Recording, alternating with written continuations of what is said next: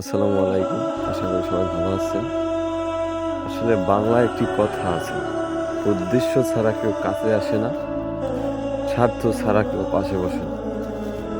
এই পৃথিবীতে মানুষের একটা উদ্দেশ্য থাকে এবং প্রত্যেক মানুষই তার স্বার্থের জন্য কাজ করে থাকে। এই যে জমিগুলা পড়ে আছে বা চাষ করা হয়েছে, এই জমিগুলোর এখনো চারা ওঠে নাই। আর যা রোপণ করেছে তা হয়তো কিছুদিনের ভিতরেই চারাগুলা উঠবে।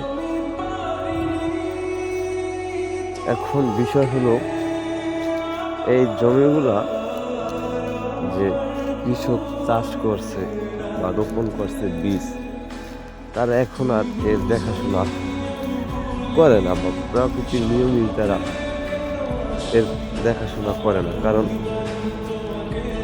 এখনো বীজ ওইভাবে ওঠে নাই।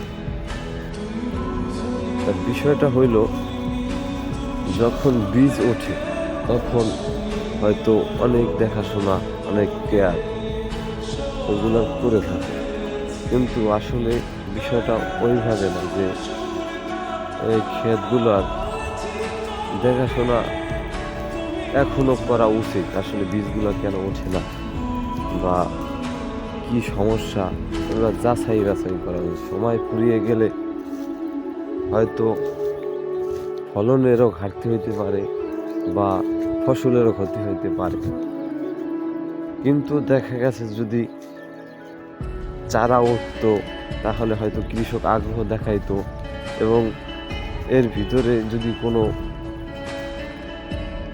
পশু এসে বা কোনো গরু এসে এই বীজগুলোরে পাশ দিয়ে হেঁটে যেত, তাহলে কৃষক বাড়ি থেকে তাড়াহুড়া করে এসে গরু ফিরাইতো। কিন্তু তাদের এখানে একটু অবহেলা আছে, তারা বীজ রোপণ করছে, চারা দেখে না। এখন এটা যা হয় হোক, তারা ওইভাবে চিন্তা করে, কিন্তু গুরুত্ব দেওয়া উচিত সব সময়। কারণ গুরুত্ব না দিলে, যত্ন না করলে কোনো কিছুই সুন্দর হয় না। সুন্দর যদি নাও হয় তাও গুরুত্ব দেওয়া উচিত, কারণ যত্নে সব কিছুই সুন্দর। যত্ন ছাড়া কোনো কিছুই সুন্দর হয় না। প্রত্যেকটা কাজ গুরুত্বের সাথে দেখা উচিত। প্রত্যেকটা মানুষকে যত্নের সাথে ভালোবাসা উচিত।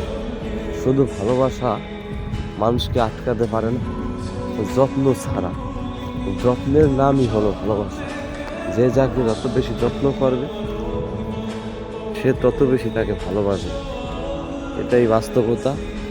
আসলে যদি এই খেতে ফসলে পরিপূর্ণ থাকতো, কৃষক দৈনিক আর না হলেও 3-4 বার এসে দেখাশোনা করতো। আজকে হয়তো চারা রোপণ করছে, ভালো হয় নাই, তারা এগুলার খেয়ালও ভালোভাবে রাখতেছে না। অসংখ্য ধন্যবাদ সবাইকে, ভালো থাকবেন।